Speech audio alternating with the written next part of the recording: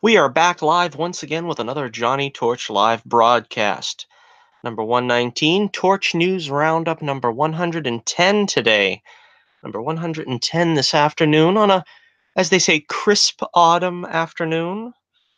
It's about 6 o'clock, 6:11 here in the Northeast. And October 13th, we are going to spend the next 45 minutes to an hour discussing the news of the day here, high above the metropolis below in stately Torch Tower. I'm your host, Johnny Torch. Welcome once again to another edition of the Torch News Roundup. Got a lot of things to talk about, but I don't know if there's quite an interesting array of topics here. We'll get with some of the more mundane, so to speak, topics here. First off, it was confirmed that Ryan Coogler will be helming Black Panther 2. This probably shouldn't surprise anybody with a multiple billion-dollar outing for the original Black Panther film. You kind of have to be crazy not to give Ryan Coogler the keys to the car for the sequel. Let's see here. Coogler is expected to begin penning the script early next year with a projected late 2019 or early 2020 production start date. Marvel was actually looking to resign Coogler immediately following the film's record-breaking opening, but Coogler and his camp didn't want to rush into a decision and wisely chose to take some time before striking a deal, which ultimately was signed under the radar not too long ago. An official release date has not been announced, but based on the production timeline, it seems probable that the studio may once again be eyeing a February release for the sequel, as they've already booked February 12th, 2021 for an untitled Marvel film. It should be noted that this date is far from confirmed and is just one of 9 potential dates Marvel Studios has reserved between 2020 and 2022, although it does seem the most likely candidate. Coogler is currently in the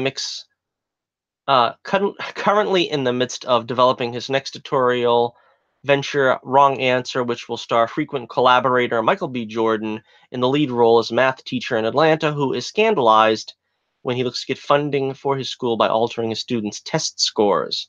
Coogler will also be serving as executive producer on Creed 2, a sequel he opted not to direct, and will be producer on LeBron James' Space Jam sequel. Yeah, we really haven't talked about the Space Jam sequel. I haven't seen Space Jam in, I don't know, a number of years, but it was, from what I remember, a really good film. It would be interesting to see, what they could do with it in present time, because that was what, like mid-90s, right? We're looking at, 20 years already since Space Jam. Wasn't it like 96, something like that? Yeah, wow.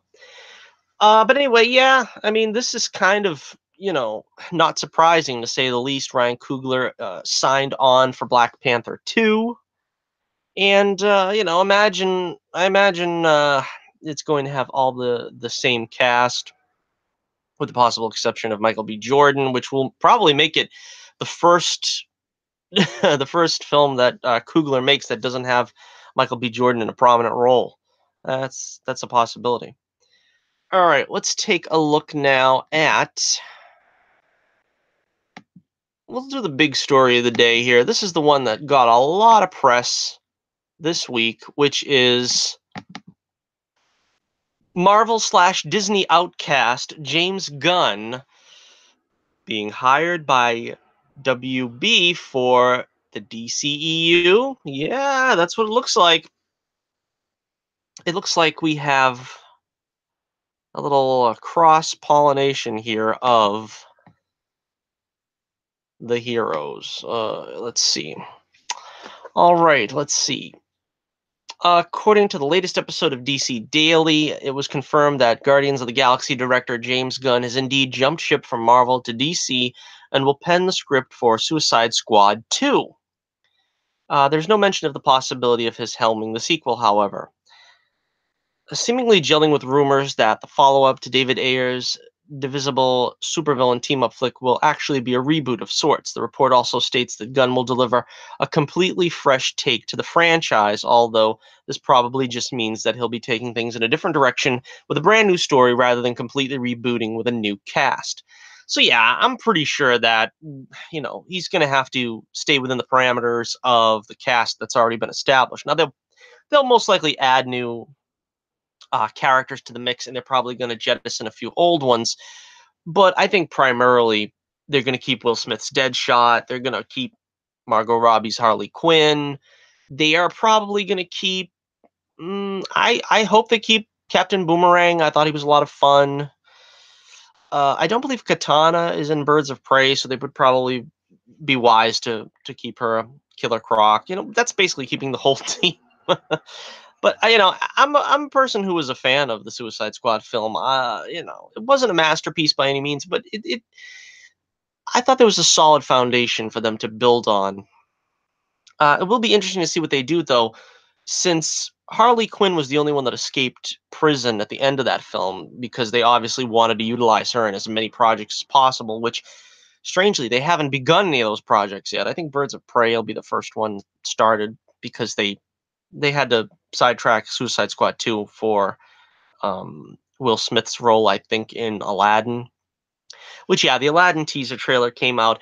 I'm going to say right off the bat, I'm not that interested in the live action remakes. I must have said this before, but in case those of you are wondering, I mean, the only one I've seen is The Jungle Book, which, was amusing at best. You really can't. I mean, The Jungle Book has a past history of being brought to life in live action. So seeing it done with modern special effects and stuff was pretty cool. But apart from that, you can't take the same kind of zesty, um, you know, song and dance type, musical, bombastic type shenanigans and put them in live action. Expect it to be quite the same. We're talking about like Dumbo, for instance. You're basically killing a lot of the fantasy of that film when you're making it basically now it's got to be about, the humans interacting with Dumbo. There's no talking elephants and there's no talking mouse and this and that. You kill the spirit of the thing, I think, when you're trying too desperately to, make it walk in the real world. Anyway, not to get too far off track here. Original director Gavin O'Connor and screenwriters Todd Schwistic and David Barr Katz had delivered a finished script, but unfortunately for them, the plot turned out to be too similar to Kathy Yann's pitch for Birds of Prey. So they got the gate. Okay, so first off, before we get into the second part of the story, because that was obviously the first part of the story, I would say that I think if James Gunn, and I said this when he was fired from Disney and there was a lot of scuttlebutt, would, Warner Brothers pick him up for something? I said probably the easiest fit for him would be Suicide Squad. That is sort of, or it was sort of, DC's answer to Guardians of the Galaxy when it came out. To get a soundtrack of classic rock and put these ne'er-do-wells together and see if they could become a cohesive unit. It's right up his alley. So if he does indeed get the directing gig, there's no reason why this shouldn't be, as successful as the original Guardians of the Galaxy. Now, of course, this doesn't change the we'd already talked about this before against my will, but this doesn't change the pretty despicable background that James Gunn has laid for himself. And is this going to be controversial when all is said and done that WB has hired him? I don't know. I just hope we get a better script than we did for Guardians of the Galaxy 2. Hopefully it'll be better. And as I sort of teasingly made mention of on Twitter, if they wanted to put James Gunn in the DCEU, they could have very easily cast him as the Mad Hatter in The Batman. All right, let us move on now to the second half of this story, which is, of course, the reaction of number one James Gunn booster Dave Bautista, who took to Twitter almost immediately to show solidarity with his bestie and tweeted out, "Where do I sign up?" Very blatantly looking for a job. And, I took this as being pretty. It's pretty interesting. I mean, what would we do with Batista in Suicide Squad? So I'm looking up now. I've got a poll put up on Twitter, and if you want to vote in the poll, you still have plenty of time. 4 days left. You can check the link in the description below for my Twitter page. And the poll I put up so far, 58 votes, respectable. I said, let's help out James Gunn by casting Dave Bautista for Suicide Squad 2. What role should he play? Now, there is a multitude of roles that, could be applicable to him. The most obvious is Bane. I put that in the poll, and that is doing very well. Secondly, Solomon Grundy. In third place, Sportsmaster, and in last place, the Electrocutioner, which is interesting because Sportsmaster had no votes yesterday. Now it's gotten into third place. But in last place, Electrocutioner with 2% of the vote. In third place with 4% of the vote, Sportsmaster. In second place with 28% of the vote, Solomon Grundy. And in first place with a whopping 66% of the vote, Bane. Now, there are other options as well. Some people have told me they want King Shark to be played by Dave Bautista, but the problem with that is he would have to be completely CGI'd, and he'd be doing a Vin Diesel. He really wouldn't be playing him. He would just be playing the voice of King Shark. So I didn't put him in the poll for that reason. I was tempted to put KG Beast in the poll, as a lot of people are also suggesting you could play KG Beast. That's a possibility. I think Electrocutioner would be an interesting choice for a Suicide Squad film. I think Sportsmaster is the most interesting choice because that leads to a lot of interesting groundwork. If you've seen Young Justice, you'll know what I'm talking about. But that's interesting. But a lot of people want Bane. I don't think he'll get Bane, to be totally honest with you. I think he probably would play a good Bane, but the problem is I think they'd want to cast a Latino actor because Bane is Latino, and at this point, they're gonna try to, they're gonna try to act on as many woke casting opportunities as they can. I don't think they're gonna just plug him into Bane. But then again, Solomon Grundy is a good possibility. I think you could probably have, a reasonable Solomon Grundy performance out of him. Although Solomon Grundy, you know, he's kind of a slow character. I don't know if Batista would be interested in playing that kind of a, mentally challenged character. But as I said, you have plenty of time to cast your vote. Check out the link in the description below and find my Twitter page and vote. Okay, so let me know what you think. If you are listening to this after the poll is closed, you can let me know in the comments below. What do you think? Who should Dave Bautista play in Suicide Squad? Because let's face it, I think it's pretty much a done deal that Gunn is going to direct. I think he's naturally going to afford Bautista a role. David Ayer, the former director of the original film, gave Gunn his blessing on Twitter as well, saying, "I think it's an incredibly brave and smart move by the studio. James is the right man for the job." So obviously Ayer is not going to direct. So that's interesting. So let me know. Let me know what you think. What do you think about this? Should they be giving James Gunn a chance, or is this sort of the new SJW standard, which is you foul up in real life and you are not accorded another chance to make good on anything anywhere because you screwed up? I personally I'm not like that, so I'm willing to give James Gunn another shot. I just don't know if his particular brand of humor is my cup of tea. You know what I mean? I mean the icky tweets notwithstanding, I'm not sure that really his brand of comedy is something that I really need to see transposed into Suicide Squad 2. But of course, Suicide Squad was a little bit rough around the edges in its own right. So that's why I said I think he probably will fit right in the kind of raunchy humor. All right, so we move on. And this is the latest breaking story that we have for today. We have when the light goes down on Iron Fist. Yeah, unfortunately, it looks like the light is going down on Iron Fist. Iron Fist has been canceled by Netflix. No season 3 for the Immortal one. And let's see. I gotta find the notes on this here. Okay, Marvel's Iron Fist will not return for a third season on Netflix. Everyone at Marvel Television and Netflix is proud of the series and grateful for all of the hard work from our incredible cast, crew, and showrunners.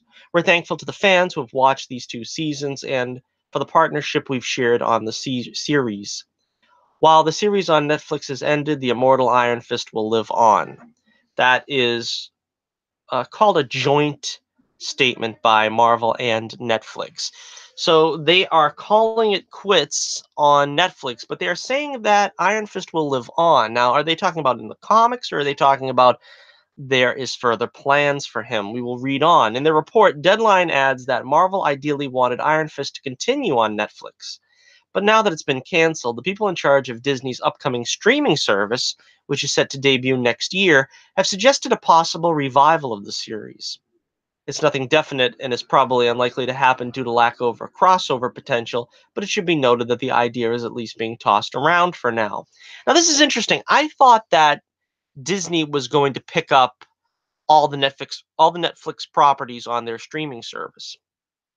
Now, I don't know if that meant that they would continue them or anything, but I thought they had the rights to them. So I thought, if anything, it would be up to Disney to greenlight a third season because I thought, at least from what I remember, that Netflix was done with Marvel by the end of 18, and that that's kind of why you're seeing a rush of we got Luke Cage rolling out, and then Iron Fist rolling out, and then Daredevil 3 rolling out almost immediately after.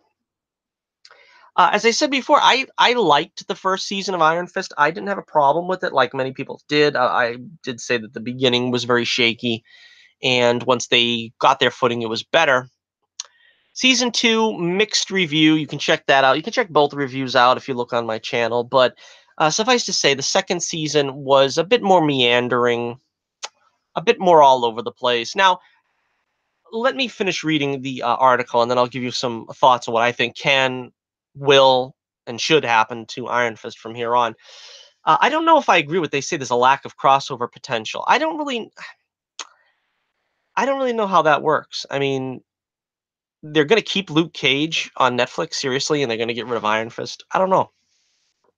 If Iron Fist is ultimately resurrected on the Disney-backed platform, it would join Jon Favreau's Star Wars universe series, The Mandalorian, and 2 upcoming Marvel series, a Tom Hiddleston-fronted Loki series, and an Elizabeth Olsen-led Scarlet Witch series. As for the other Netflix Marvel series, don't expect them to go anywhere anytime soon, as Jessica Jones Season 3 has already been ordered, and an announcement for Luke Cage Season 3 is rumored to be imminent. The Punisher will return for its second season in 2019, and Daredevil, following a rave reception for its third season, is expected to receive a fourth season as well. So I guess they still have the Marvel characters. I guess color me surprised. No word yet on whether Finn Jones or Jessica Henwick could still appear on one of the sister shows, presumably Luke Cage, following the cancellation. All right, so let's just get this out of the way right now. What should happen is they should cancel Luke Cage immediately because it's honestly no better than Iron Fist. I mean, to be honest with you, I've said this and I've been very frank in saying this. I think Iron Fist is the most interesting show on Netflix. Not barring Daredevil either. I think that Iron Fist is the most comic booky of the Marvel shows on Netflix. And if I was to see any of them continue on, it would be Iron Fist. So what I would do is I would have them cancel Luke Cage as a solo and, obviously make Heroes for Hire. That's what everybody wants to see. Then you don't put so much onus on the Iron Fist cast, and the Luke Cage cast. You combine them.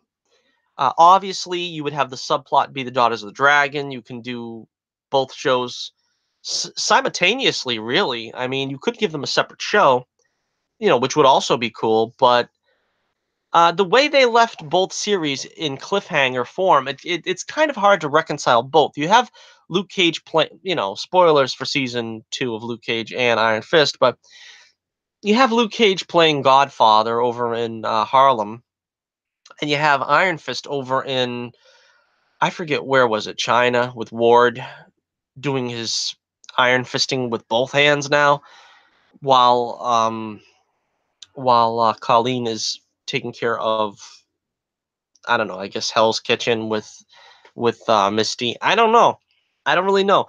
But that's really what you do. I don't think there's any other way around it because honestly, you know, the Netflix shows are hanging on by a thread. I don't really have any enthusiasm for them at all. Now there's a minor amount of enthusiasm for Daredevil season 3 because Bullseye's finally going to get introduced. Kingpin is back.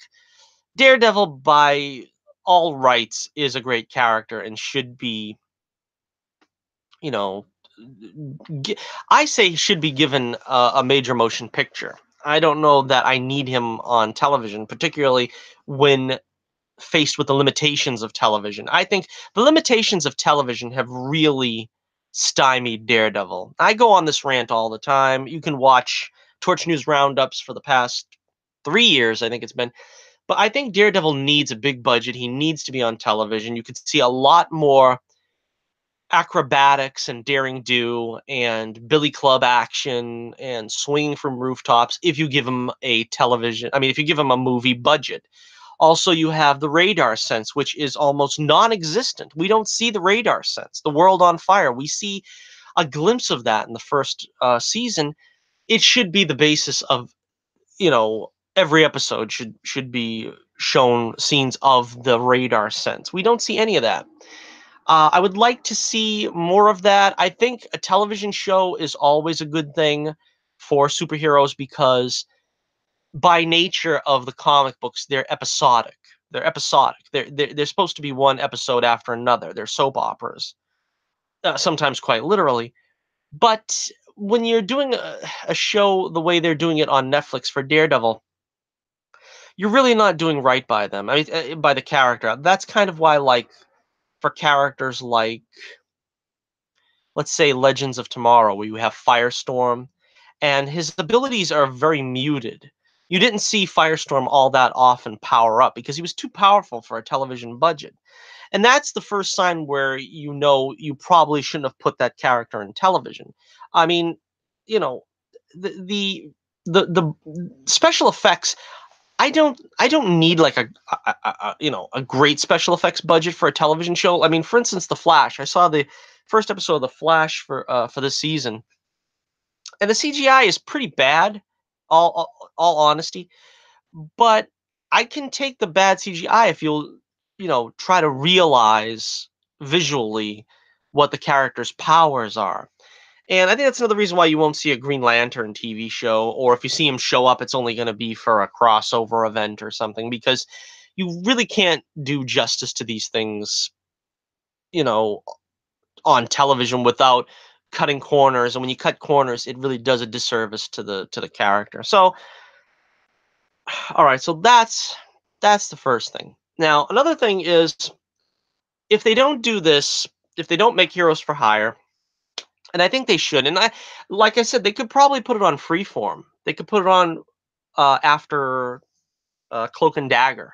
That might be the place for it. Of course, I didn't like Cloak and Dagger. I thought it was a very boring show. So if they put it on Freeform, hopefully they have good showrunners because Cloak and Dagger really wasn't my cup of tea.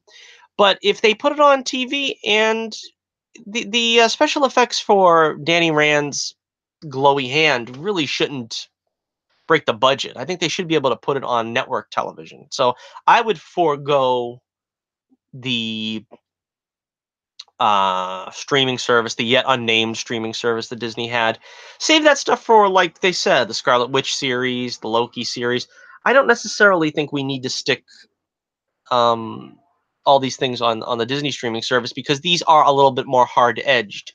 I'm guessing that the tone of the Loki series and so forth are going to be consistent with the MCU, which means sort of a mild PG-13, where the Netflix shows are mature, but to be honest, they could really just cut out all the language and a couple of violent scenes, and they would be fine for television. You just don't swear as often, or in the case of Luke Cage, use the N word, I suppose, as freely as they do. I know, I was surprised to see they snuck the N word on Black Lightning this past week in the season opener. That's a first for them. I wasn't sure that was where they wanted to go in Black Lightning, but apparently they're kind of going in that direction and making it again full on, with politics and so forth. That's another story altogether. But anyway, let me know what you think in the comments below. Do you think that Heroes for Hire could exist on television, perhaps on basic cable? Do you want them to just fold the cast of Iron Fist into the Luke Cage show on Netflix and just sort of, have Luke Cage season 3 ultimately be Heroes for Hire? It could start maybe as Luke Cage season 3, and then after 4 or 5 episodes in, turn into Heroes for Hire. That could be a way of doing it. Let me know what you think in the comments below, and we will move on now. We've got, for the rest of the show here, we got some pictures. Picture page. Everybody remembers that picture page with Bill Cosby, who surprisingly is not doing picture page, but probably drawing pictures on the prison walls at this point.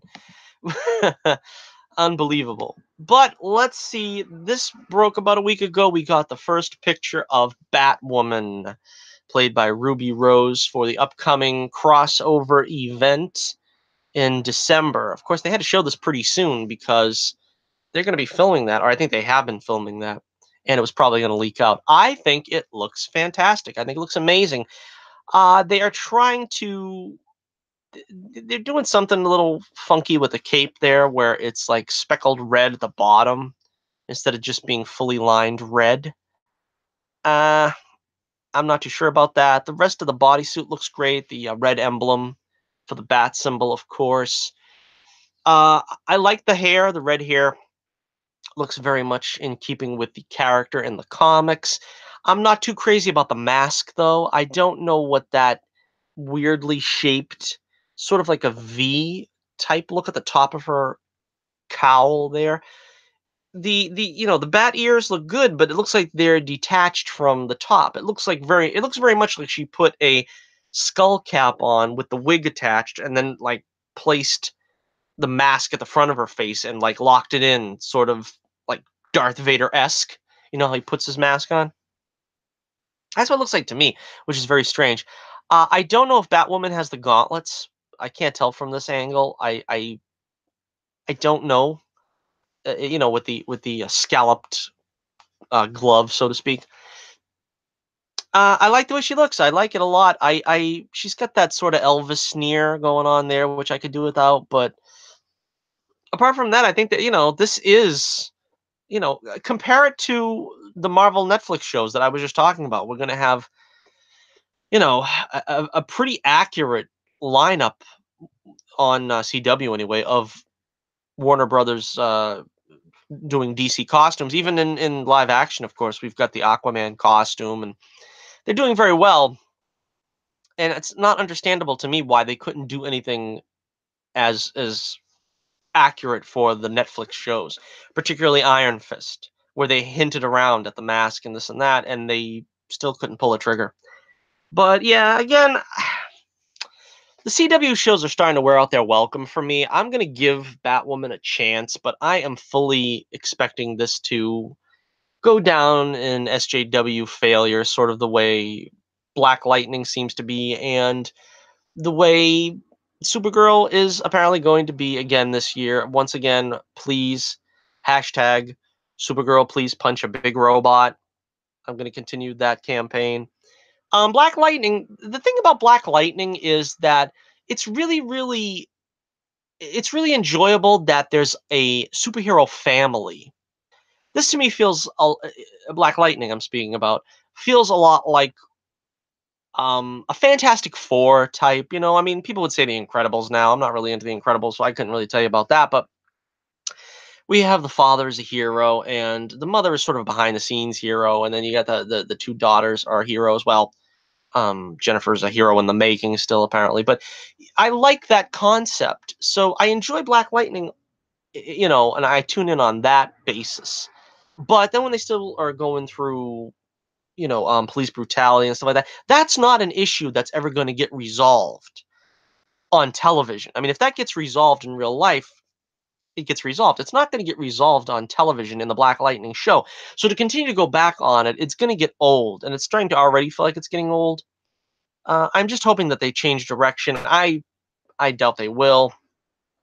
But and so the same is true here. If Batwoman is just going to be another SJW piece of propaganda and not going to focus on just her as a superhero, but focus more on the lesbian superhero, it's also going to become grating.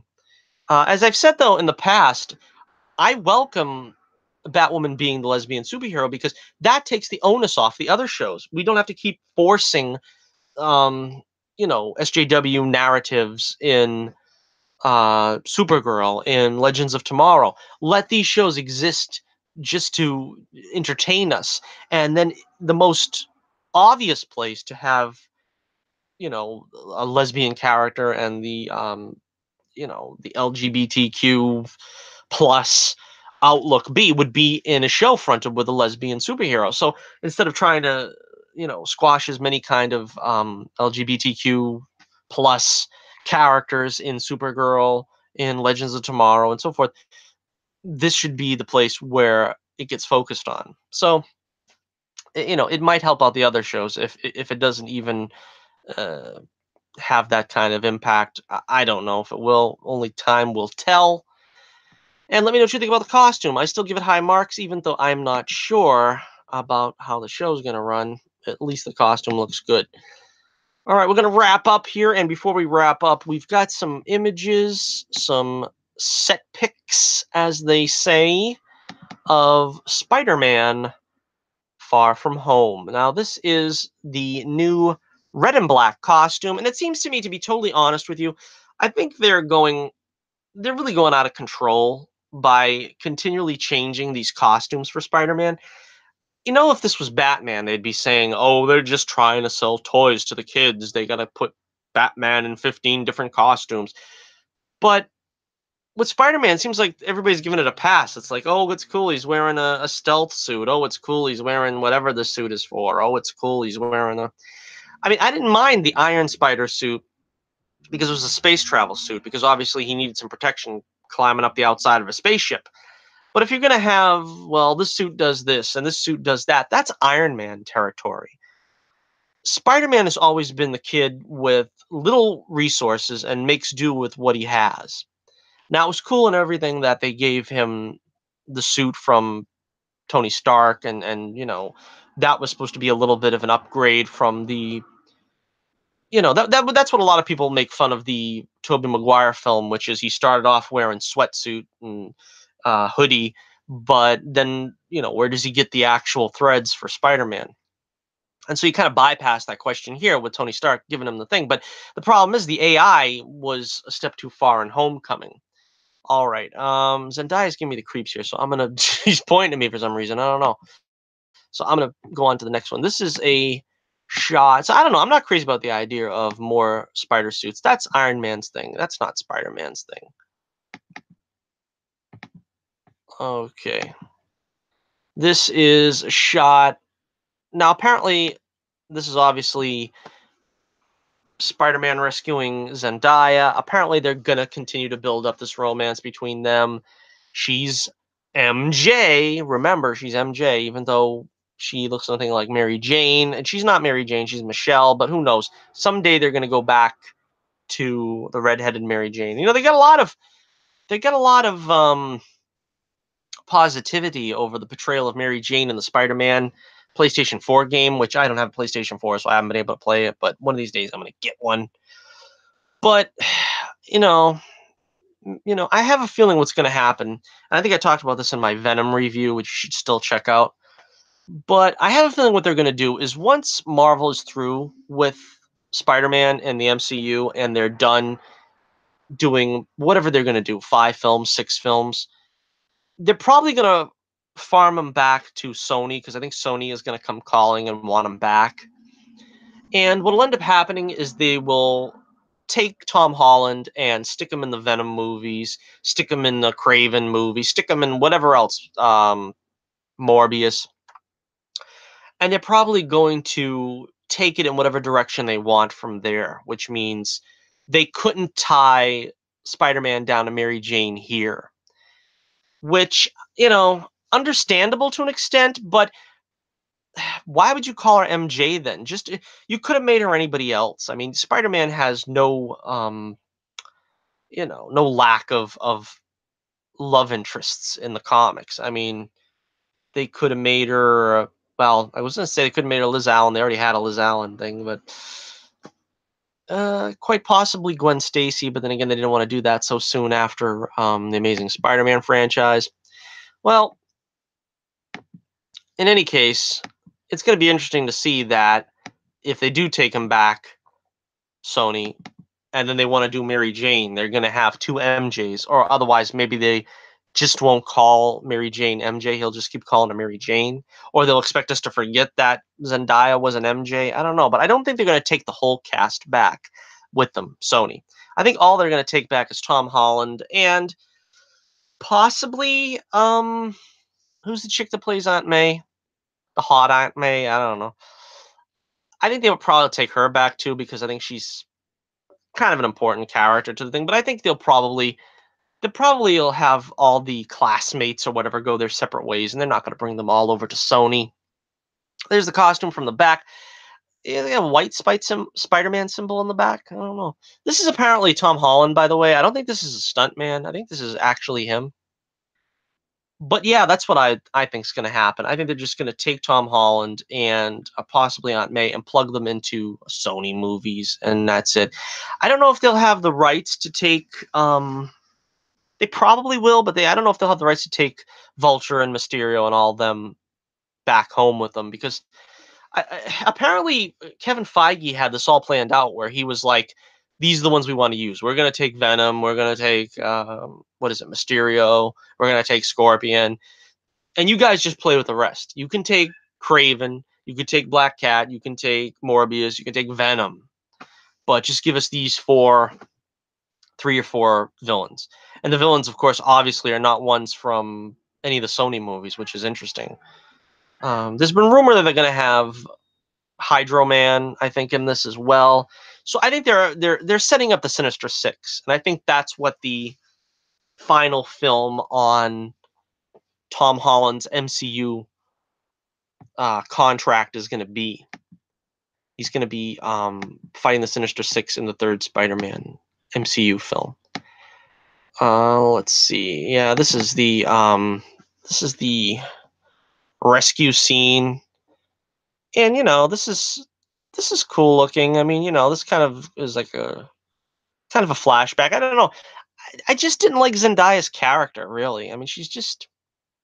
You could say what you want about her, that she had a crush on him or something, and that's the reason why she was acting so weird towards him and stuff. But she's not an endearing character, really. You look at the Raimi movies, and Mary Jane was endearing. You even look at the web movies, and Gwen was endearing. I don't find anything endearing about Zendaya's Michelle. I don't know. I just don't find anything interesting about her. But also in Marvel news, they were saying that Brie Larson was signed up for 7 movies in the MCU. Now, Brie Larson wasted no time, to her credit, to correct the story and said that that was not the case. Now, she didn't correct it by explaining how many movies she does have on her contract. I imagine it is 5 or 6. But it's very unusual that they didn't give her 7 movies because basically all their actors, they give contracts for multiple films, usually 6 or 7. I think if I remember correctly, Samuel L. Jackson had 9 because he had to cross-pollinate into most of the movies. I don't know exactly what happened after that. I think he must have been done with that contract and then set up with a new one. As we know, as we well know, I think let's see, Hemsworth and Evans, I believe, both had 6 film contracts, and they're coming up to their end. I believe they got the 3 Avenger movies and they got the 3 solo movies, and I guess I don't know, maybe it was 7 because they got the 4th Avenger movie that they're still contracted for. And of course, Robert Downey Jr. already had done his contract by the time Homecoming came out, and so they signed him for Homecoming and the 2 Avengers films. So his contract is up for renewal if they so choose to do it, which hopefully they do. I mean, honestly, who really wants to just carry on with the B team? I mean, I'm not going to be excited to see an Avengers film with solely, Captain Marvel, Doctor Strange. I don't know how much longer even Tom Holland has on his contract. His contract is pretty much up almost as well, because you got to remember, like I said, he's done. Uh, this will be his 4th movie, Homecoming, and he's probably got one more solo film, and then he's got Avengers 4. So, quite honestly, he's probably almost done too. So, who are we going to have in the Avengers? We're going to have Black Panther, Captain Marvel, Doctor Strange, and maybe Ant-Man and the Wasp, I guess. I would hope that they get a 3rd film. All right, so think I got one more picture here. Let's take a look at it before we wrap up. This is a pretty cool mask, I have to admit. And you can see the web shooter here. That's where the web shooter's coming out of, and the palm thing. It's kind of like the reason why I picked this image, because you get to see the palm thing. This costume actually reminds me of way back in the dawn of the superhero movie.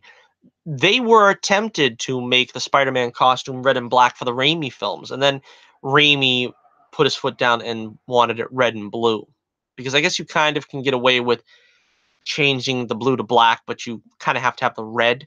But I was so afraid they were going to do that. I was so afraid they were going to go with that, and here, lo and behold, 20 years later, they're going to do the red and black costume finally. It's, I mean, I don't need this.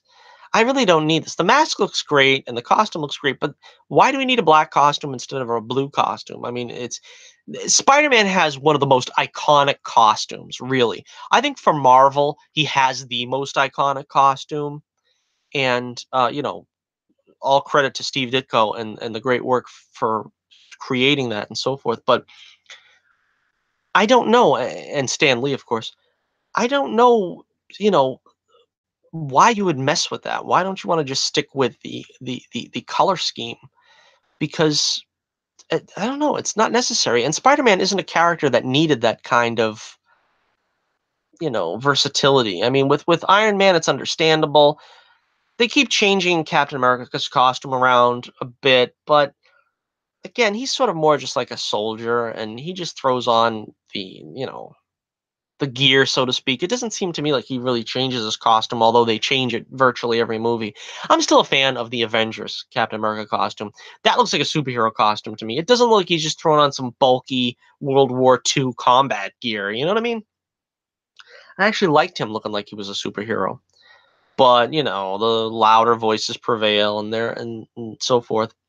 But, so there you have it.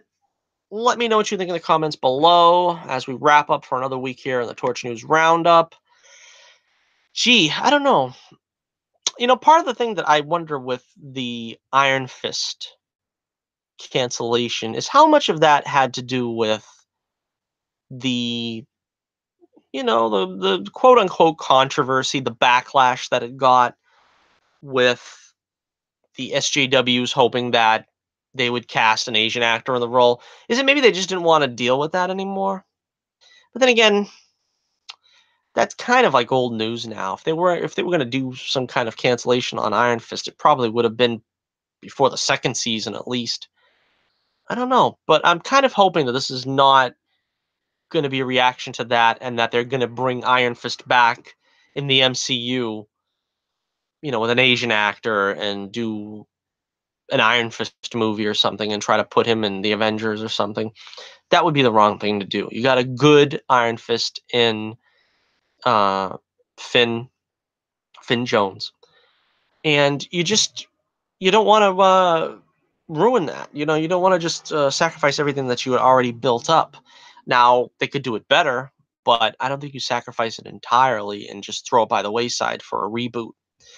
And I'm pretty much against reboots as it is. I mean, like I said, you know, why are we going to get stuck with a B team on the Avengers? I mean, why can't we just recast the actors that don't want to come back? I mean, I can see sitting them out for a while because you don't want to like just end Avengers 4 with Chris Evans and then start Avengers 5 with Army Hammer or something. I understand that you want to cool it for a while, but I don't think you want to leave the best players on the bench for a long time. You set up Secret Wars or something for Avengers, 5, 6, whatever it is, and then bring in the new actors. And of course, I hate to lose these established actors in these roles. These performances were great from Evans and Hemsworth and so on and so forth. But it's up to them.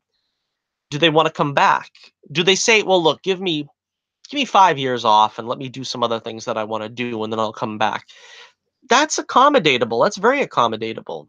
If Evans wants to shoot a movie and direct a movie or something, they'll give him time. There's no reason to rush when you have a large supply of heroes to choose from. You can afford to put Captain America on the bench for 5 years, but just don't completely brush the characters aside. Don't throw them away. Don't kill them off, for heaven's sakes.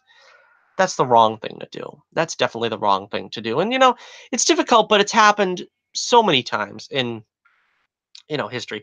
Unfortunately, like the Batman films, where in the '90s Michael Keaton passed on Batman Forever, and then we got Val Kilmer, who passed on the role, and then we got George Clooney, and then of course that had to be rebooted because it was a degradation in quality. But the fact is, you don't want to see a different actor you know, in the same series. You know what I mean?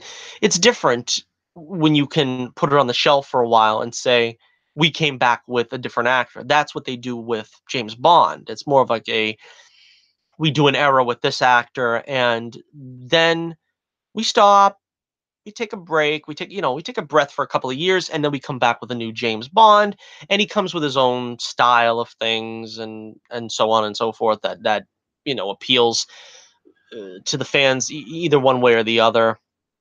Again, I'm not a big Bond guy, so I really couldn't tell you exactly, but I mean, different Bonds spoke to different generations. I mean, Roger Moore was kind of my Bond because I was a kid when he was Bond, and when I used to watch Bond movies, they were basically Roger Moore.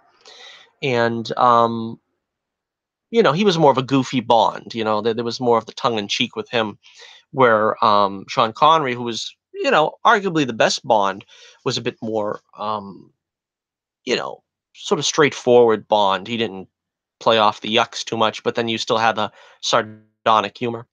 That's kind of also a thing they do with Doctor Who. After a doctor has a run for a while, they have the actor leave and then they regenerate into a new actor. Now, see, this is interesting because I'm not a big Doctor Who fan either by any means. I mean, I'm not saying that as if it's bad. It's just I never got into that show very much. I watched a couple episodes over the years, mostly in recent years. I watched the what's his name, David Tennant, I think. I watched a couple of his episodes, and he was really good, and it was enjoyable. I remember the old days where they looked like they had a budget of 62 cents. Doctor Who, and they were amusing, and that's the thing. You just got to continue to change the actor every so often, and maybe the sort of setting changes with the actor a little bit. And that's not necessarily a bad thing. You just feel like you've kind of moved on a little bit into the future of that character, but the character's history still exists. Speaking of Doctor Who, I haven't talked about this, but they're going to have a female Doctor Who, or I believe they already aired the female Doctor Who premiere. I don't know enough about Doctor Who, but a lot of people are complaining that this is sort of an SJW thing. Now, it very well may be, but it makes me wonder what, because I don't know the backstory of Doctor Who, but does his does he always regenerates as a man, and sometimes he regenerates as an old man, sometimes he regenerates as a young man, but I don't know in his power set what stops him from regenerating as a woman. I mean, it just seems like it's an interesting mishap to happen to him that maybe they could play on. I mean, they could also regenerate him as another race. I mean, he could regenerate as Asian, he could regenerate as black, he could regenerate as Indian. Who knows? I mean, I don't know. As a person that doesn't know anything about Doctor Who, I wonder if those are possibilities that are being thought of by writers, because this is again a character that's been around since what, the 60s, I think. And maybe that's it. I don't. Maybe it is just an SJW thing, though. Maybe they're just trying to say women power and all that. I don't know. But if you know anything about Doctor Who, educate me by all means. Let me know in the comments below. I want you once again to look towards my Twitter page in the comments below. You will find the link, and you can check me out on Twitter for all those exciting Twitter discussions. You could also check out my website, The Adventures of Bullets Bourbon Comics, Adventures of Bullets Bourbon Private Eye, where we are working diligently on the 5th issue. And I just finished fixing up the cover for the umpteenth time. And I think I'm going to be doing the cover reveal very soon. So keep your eyes open for that. You will probably notice it in this very circle in the middle of the screen right there, because I usually advertise my covers for the new issues in that space. Although, you know, it's tough because you want the cover to be something that is exciting to describe something of the story, but this is the first cover where Bolts Bourbon isn't wearing his costume. Well, I call it costume. Maybe you'd call the uniform with a gray hat and overcoat and the blue suit. He's not in that in this cover, so I don't want people to get confused and think, "Oh, this something else?" But since he's not wearing that for the whole issue, I didn't think it. I don't. I think the cover should always reflect something about the story. You can do it like in this image here, where it's sort of a mashup of different images in the story, but I don't think it should be wildly different. Like I remember reading a Star Wars comic which had Luke with a lightsaber facing down some kind of beast or something, and that never happens in the comic. And it's like, well, it made for a cool looking cover, but it's basically false advertising because you're looking to see Luke face some kind of a beast or something, and it's not in there. But check out the link in the description below for the Adventures of Bullets Bourbon Comics. I will be eternally grateful for any patronage you may make towards the comic. 4 issues are out. We're in the middle of our 3-issue arc called When the Night Comes. And the issue that is the most recent that is out is the beginning of that story arc, The Street of Dreams. And we are working on the issue 5, which will be called One Bourbon, One Scotch, and One Miller. So until next we meet, this is Johnny Torch reminding you once again, keep the flame burning brightly, and I'll be with you again real soon.